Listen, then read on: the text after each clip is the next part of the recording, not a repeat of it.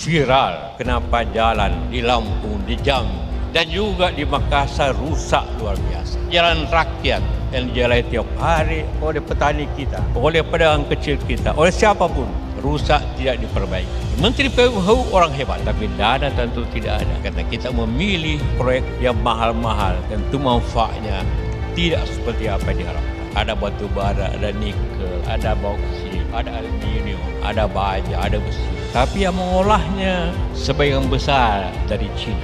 Di Indonesia itu 1% orang menguasai 50% harta nasional. Dari 10 orang kaya cuma 1 pribumi. Kalau kekayaan Indonesia hanya dikuasai 1%, kalau dari 10 orang yang mampu hanya 1 pribumi, siapa yang salah? Kita yang salah. Kita harus berusaha jangan terulang 90, 65, 66, 74, dan 28. Jakarta dibakar. Kita tidak mau itu. Setahun bayar bunga dan utang lebih 1.000 triliun. Terbesar dalam sejarah Indonesia sejak merdeka. Mari kita jaga bersama-sama. Tetapi tidak hanya menjaga, rebut kekuasaan untuk kemajuan. 5 tahun yang akan bukan tempat yang nyaman untuk mengurus negeri. Tetapi kalau bisa diselesaikan, merupakan heroes dan pahlawan kemanusiaan. Berutang gampang, tapi yang susah membayar utang. Kita diwariskan untuk membayar utang. Anda berutang sama PKS, Anda dipilih pertama jadi gubernur oleh PKS dan Gerindra. Sekarang Anda didukung lagi oleh PKS. Assalamualaikum warahmatullahi wabarakatuh. Alhamdulillahirrabbilalamin. Wassalatu wassalamu ala asyrafil anbiya wal mursalin sayyidina Muhammad wa alihi wasallam. Hormati Bapak Dr. Salim, Ketua Majelis Syuro PKS, Bapak Presiden PKS, Bapak Ahmad Syekhu, Pak Sekjen, tiap hari berkomunikasi dengan saya. Terima kasih. Ananda, Ahaye, Agus, dan juga tadi ada Saudara Ali, teman, dan wabil khusus Saudara Anies Baswedan. Dan seluruh pengurus PKS dan seluruh kader-kader yang hadir di sini. Terlebih dahulu saya ingin menyampaikan ucapan selamat atas milad PKS yang ke-21. Semoga terus berjaya. Selama ini PKS kita mengetahui partai yang sangat disiplin, sangat taat kepada aturan, dan tentunya mempunyai kemampuan yang besar.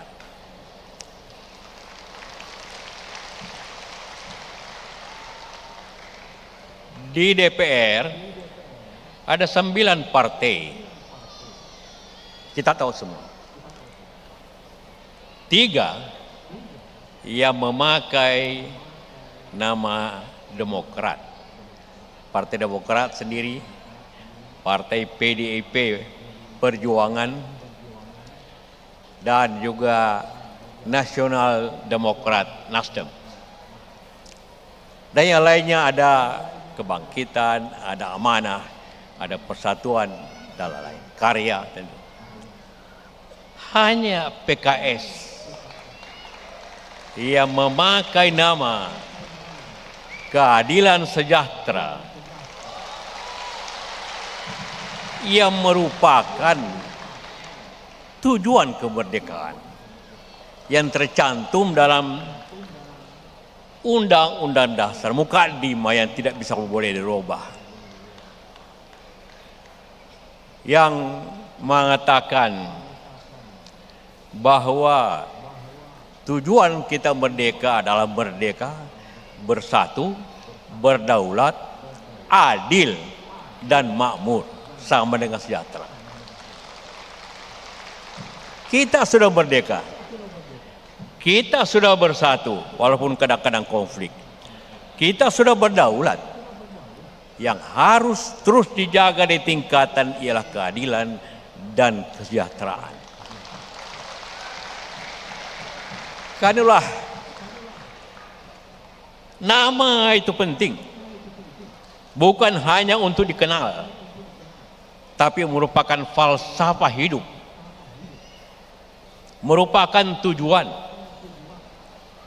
Tentu Demokrat juga mempunyai tujuan yang sama dengan cara Demokrat. Demokrat itu cara untuk mencapai tujuan. Kalau PKS berbicara tentang tujuan. Karena tentu bukan hanya untuk menjadi nama, tapi harus menjadi falsafah hidup dari Anda semua yang hadir di sini. Menjadi tugas sehari-hari daripada semua kader PKS untuk menjaga keadilan dan kesejahteraan bangsa ini. Selama kita merdeka, ada 15 kali konflik, mulai daripada Madiun, RMS, PRRI, Permesta, Tim-Tim, Poso, Ambon, Aceh, Kalimantan, dan sebagainya. 10 konflik itu karena ketidakadilan. Aceh tidak memberontak karena ingin syariah, itu bukan. Dia merasa ekonomi Aceh sangat kaya tapi mendapat lebih sedikit. PDRI Permesta berontak bukan karena ingin merdeka, tapi kenapa daerah kurang diperhatikan.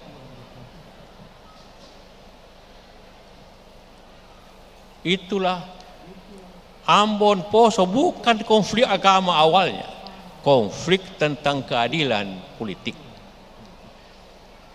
Jadi keadilan adalah fondasi yang penting dalam kehidupan kita semua.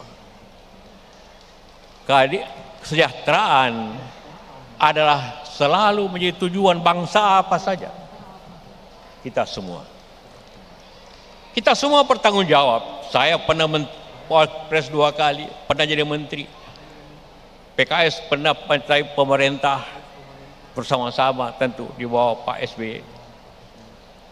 Karena itulah kita bertanggung jawab ke negeri ini dengan yang sama dengan siapapun. Karena kita bertanggung jawab yang sama, maka kita mempunyai hak yang sama untuk memajukan negeri ini.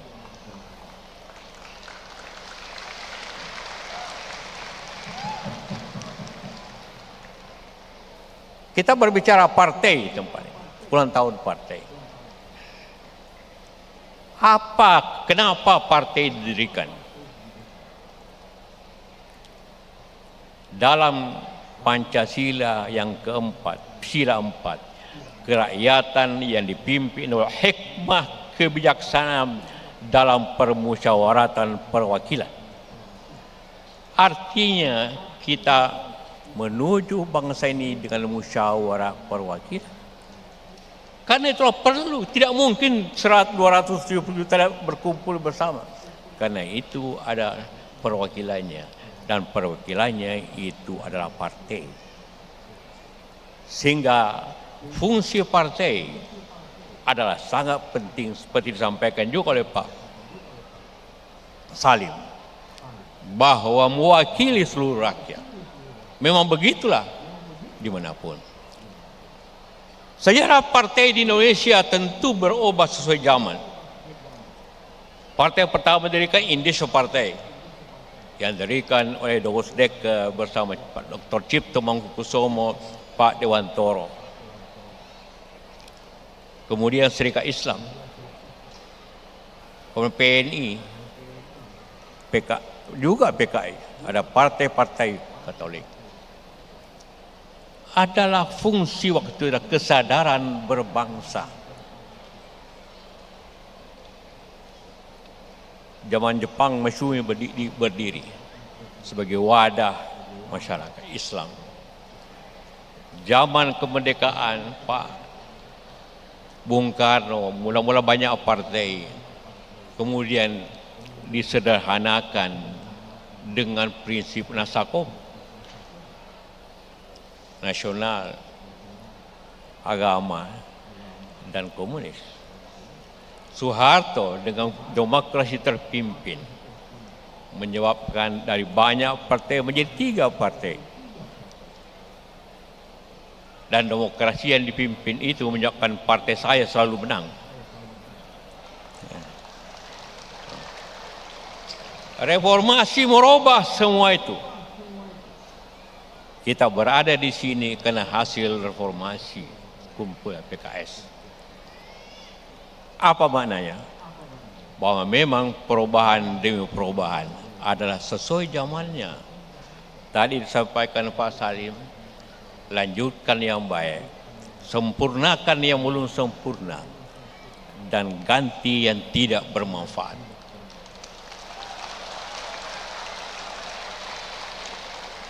Ini sangat penting.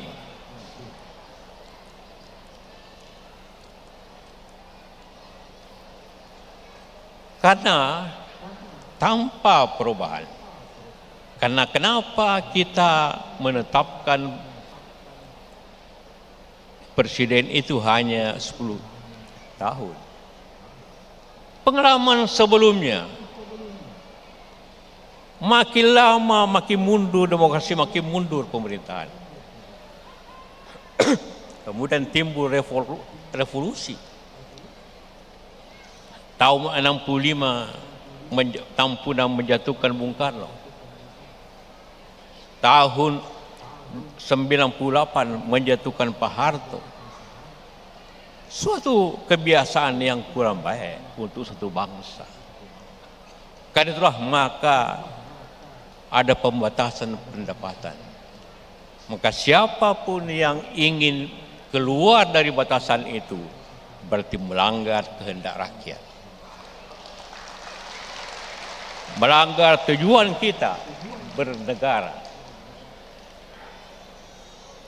Itulah tentu bahagian daripada upaya itu sendiri.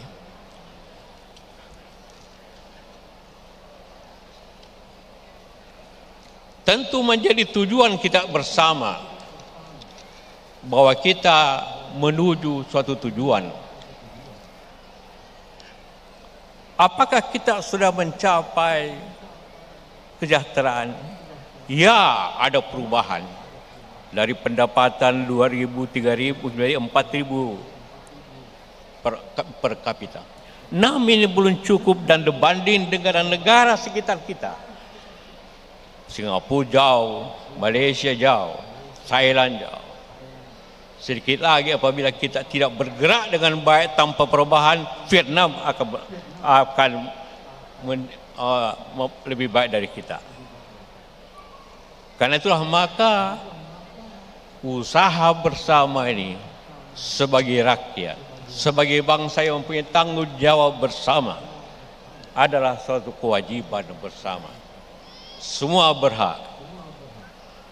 Keadilan juga harus dijaga. Karena banyak pihak juga tidak menjaga keadilan. Baru-baru ini viral kenapa jalan di Lampung, di Jambi, dan juga di Makassar rusak luar biasa. Di dalam pihak kita bangga bahwa pemerintah, juga waktu saya pemerintah, mempunyai jalan tol 2.600 km. Kita penting, kalau tidak macet untuk Lebaran. Dan lain-lain, penting sekali jalan tol. Tetapi 170.000 kilometer jalan rusak di Indonesia. Itu data BPS. Artinya adalah orang bisa menganggap kalau mau jalan baik hanya orang mampu yang bisa jalan baik karena dibayar.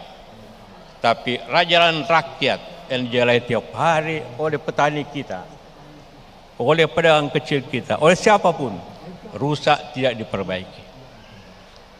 Itu ketidakadilan untuk rakyat. Contoh yang kecil saja. Sekali lagi saya juga turut bertanggung jawab tentu. PKS bertanggung jawab karena pada ikut dalam pemerintah. Demokrat apalagi. Tapi jangan kita lihat sesuatu dari apa yang dilihat orang. Lihat yang apa dirasakan oleh rakyat bangsa ini. Petani karena tidak bisa bayar jalan tol, maka jalannya berlubang-lubang. Itu prinsip keadilan. Siapapun nanti presiden yang baru harus merubah kewajibannya. Kenapa jalan tidak diperbaiki? Menteri PUH orang hebat, tapi dana tentu tidak ada. Karena kita memilih proyek yang mahal-mahal, tentu manfaatnya tidak seperti apa yang diharapkan. Itulah keadilan, itulah fungsi peranan partai di DPR untuk melihat itu secara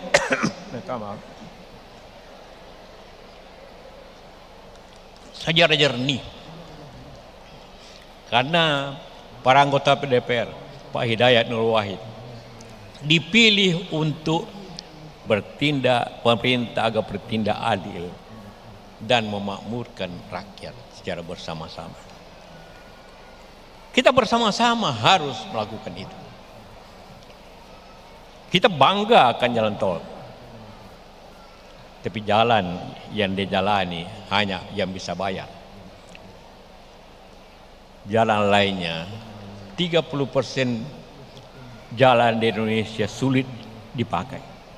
Menurut BPS, bukan menurut saya. Ini contoh ketidakadilan. Tadi digambarkan rumah-rumah. Kedua, kita memang kaya, bangsa ini. Semua punya. Ada batu bara, ada nikel, ada bauksit, ada aluminium, ada baja, ada besi. Tapi yang mengolahnya sebagian besar dari Cina. Bawa buruh, bawa pekerja, bawa modal dan kirim ke negerinya. Apa yang kita dapat? Pajak tentu, tapi pajak pun dikurangi untuk kepentingan mereka. Maka alam kita tergerus hanya untuk mendapat sedikit. Apakah Cina menerima pekerja kita untuk menambah di Cina? Pasti dia tidak mau. Apakah Amerika mau menerima kita orang 1.000 untuk bekerja di sana dengan? Tentu tidak. Kenapa? Karena kita atau pemerintah tidak percaya kepada rakyatnya sendiri yang mampu. Saya juga sekarang saya pengusaha, tapi sebelumnya usaha bukan lagi saya laksanakan oleh anak saya, oleh adik saya. Membuktikan bahwa bangsa ini maju, cuma tidak dipercaya. Dulu orang mengatakan semua listrik kasih orang asing kerja, impor saja. Kita bertekad, tidak. Insinyur bangsa ini, pekerja bangsa ini sanggup bikin itu, dan kita buat 100% buatan rakyat PLTA, Green Energy. Sekarang kita bikin smelter. Semua orang bilang mesti buatan Cina, tidak, buatan Indonesia bisa. Kita bikin 99% pekerjaannya anak-anak muda dari kampung. Hanya 3 orang dari Cina untuk mengawasi pemasangan yang memang kita impor dari dia. Tapi tidak ada tukang las, tidak ada pekerja, tidak ada yang lain. Mampu. Jadi percayalah negeri ini. Percaya kekuatan kita. Kalau kita sendiri tidak percaya kekuatan kita, maka bangsa ini tidak percaya. Seperti ayat yang disampaikan oleh Pak Dr. Salim tadi. Bangsa berubah kalau bangsa itu yang merubah dirinya. Negara berubah kalau pemerintah tidak merubah caranya. Karena perubahan itu tidaklah mutlak untuk semua dirubah, tapi apa yang mungkin lebih baik. Itulah tentu tugas kita semua untuk mensejahterakan rakyat ini, mensejahterakan bangsa ini. Ada satu hal yang sangat penting antara keadilan dan sejahtera. Riset Bank Swiss mengatakan, di Indonesia itu 1% orang menguasai 50% harta nasional. 1%. Kemarin saya pidato di HP mengatakan, dari 10 orang kaya cuma 1 pribumi. Cuma 1. Dari 100 kira-kira cuma 15. Jadi apa yang dikatakan tadi benar. Apakah ini negeri itu yang kita butuhkan? Tentu tidak. Tetapi kita merubah diri sendiri. Kita kekurangan. Kenapa orang Tionghoa sukses pedagang? Karena dia bekerja keras. Dia pintar mengelola pasar. Kita tidak salahkan mereka. Mari kita introspeksi diri. Bahwa kita juga bisa berusaha. Bisa jadi pengusaha yang baik. Rasulullah berdagang dari umur 13 sampai 40. 27 tahun. Jadi Rasul dan 40 sampai 63. Jadi lebih lama berdagang dibanding jadi Rasul. Padahal kita dianjurkan para ulama untuk mengikuti cara hidup Rasulullah. Tadi Pak Salim harus kaya, iya. Tanpa Khadijah yang kaya, tanpa Abu Bakar yang kaya, bagaimana Islam bisa berdakwah? Bagaimana Islam bisa berkembang tanpa ada yang kaya di belakangnya?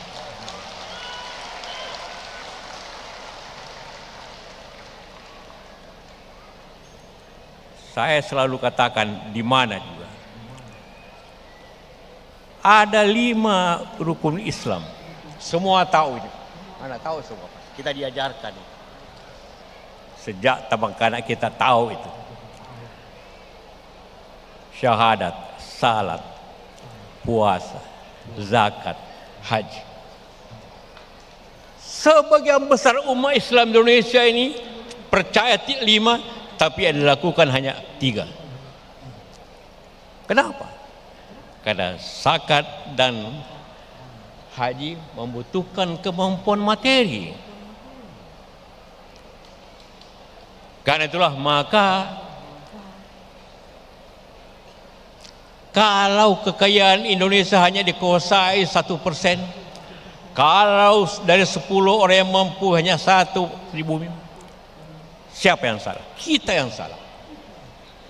Ajaran agama mengatakan habis salat berjamaah, keluarlah tabrakan untuk mencari rezeki. Kenapa kita tidak lakukan itu? Yang benar. Karena itulah fondasi daripada agama kita. Karena itulah harapkan BKS punya hanya berbicara kencang tentang politik. Tidak hanya berbicara apabila ada pemilu dan pilkada, tapi berbicara bagaimana rakyat sejahtera dengan berusaha sebaik-baik. Itulah kekurangan kita. Kita tidak kekurangan politisi. Kita tidak kekurangan insinyur. Kita tidak kekurangan pemimpin. Ya orang mau jadi gubernur dan sebagainya. Tapi kita sekarang ini kekurangan orang yang mau berusaha. Itulah baru bangsa bisa maju. Dalam sejarah tentang kemajuan bangsa ada 4 perkembangan. Pertama, ilmu. Ilmu akan menjadi teknologi apabila dikerjakan. Teknologi akan menjadi inovasi. Dan inovasi bisa menjadi industri apabila ada semangat wira swasta. Tanpa itu, ilmu itu akan hanya menjadi tempat berpikir yang tidak mencapai rakyat itu sendiri. Jadi kekurangan kita bukan soal kita masjid di mana-mana. Saya ketua dewan masjid. Tidak ada negara yang masjidnya terbanyak kita. Di Malaysia hanya 670 masjid. Waktu saya ketemu Raja Salman, saya katakan di Indonesia ada 800 masjid dan musola. Dia terkejut. Mengira saya akan katakan 8.000. Dia tanya dulu penterjemah. Sekarang di Jakarta aja 6.000. Sehingga kalau maghrib, subuh, azan bersamaan di mana-mana. Ada baik, tentu juga kadang-kadang membisingkan kalau kita tidak atur dengan baik. Sebaliknya di Amerika, di Eropa, gereja kosong dan banyak gereja yang sudah dijual. Jadi kita membangun masjid di Amerika dan di Eropa menjual rumah ibadah. Masjid Indonesia di Washington itu sebelumnya gereja. Jadi kita bersyukur akan kemajuan itu. Tapi ekonomi kita bukan kita yang menguasainya. Kita yang maksud adalah kita ini yang hadir di sini.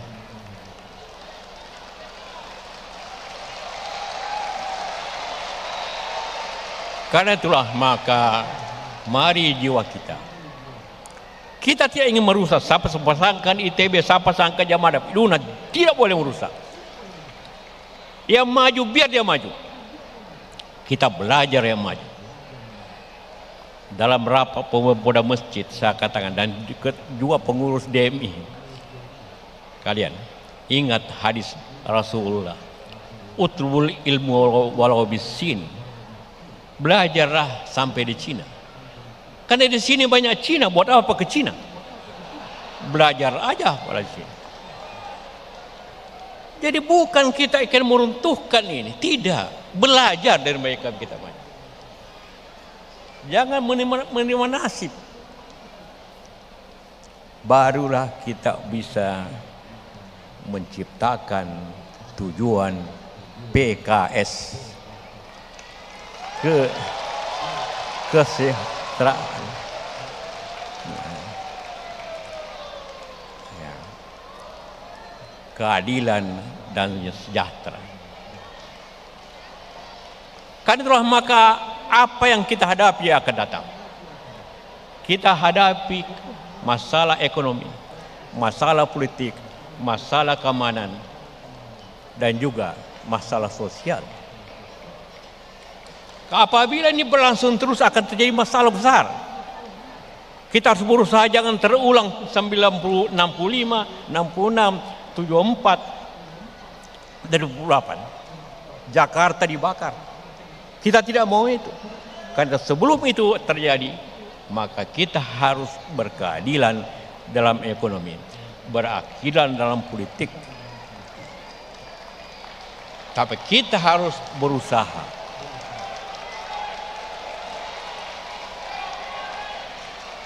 Itulah tentu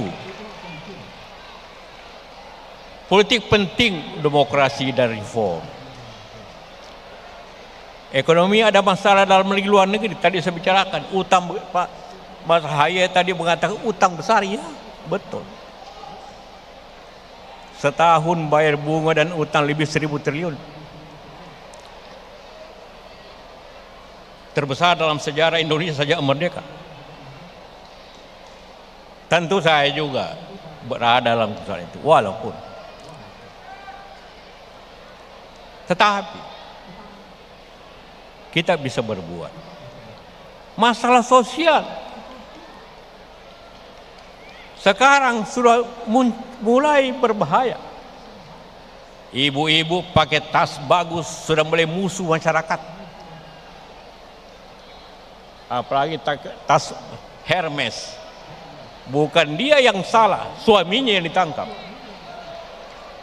Anak-anak pakai motor besar, jadi musuh masyarakat. Ada foto pejabat luar negeri berlibur, musuh masyarakat.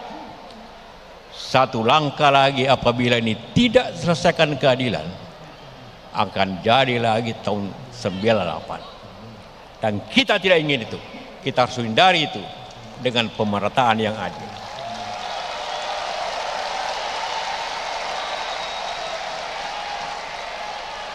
Karena itu apapun, karena itu banyak yang berkomentar, wah Pak JK itu rasis. Justru saya menjaga agar tidak jadi rasis. Kita bebas berbicara, tapi yang rasis itu klaim merusak.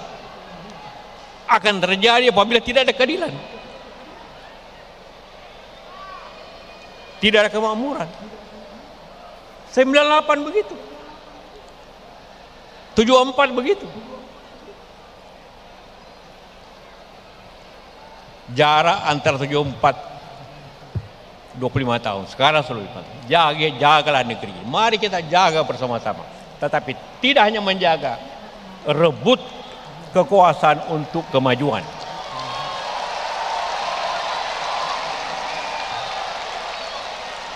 Pemilu itu memang merebut kekuasaan dengan demokrasi, tapi kekuasaan harus dibuat untuk itu. Itulah keamanan masalah di Papua, Bung Aris. Mudah-mudahan tidak terjadi. Jadi banyak masalah-masalah. Saudara Anies, adindanya, 5 tahun Anda akan bukan tempat yang nyaman untuk mengurus negeri itu. Tetapi kalau bisa diselesaikan, merupakan heroes dan pahlawan kemanusiaan, kemajuan. Berutang gampang, tapi yang susah membayar utang.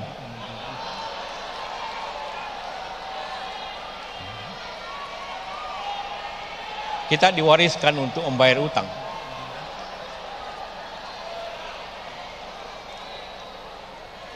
Tapi pahlawan yang sebenarnya ialah yang menyelesaikan persoalan. Pemberani yang sebenarnya ialah berani untuk tampil menyelesaikan persoalan.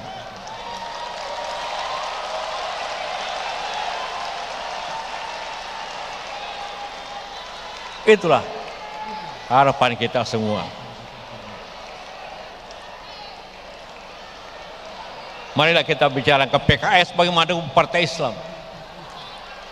Jadi bukan hak di samping berbicara senasional, harus berbicara keumatan. Dan Anies, Anda berutang sama PKS. Anda dipilih pertama jadi gubernur oleh PKS dan Gerindra. Sekarang Anda didukung lagi oleh PKS.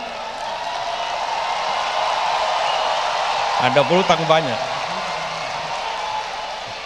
Dan utang itu dibayar bukan dengan uang. Tapi kalau Anda yang berhasil, Anda harus selesaikan masalah ini. Itulah utang yang harus dibayar ke PKS dan seluruh rakyat. Terima kasih. Wassalamualaikum warahmatullahi wabarakatuh.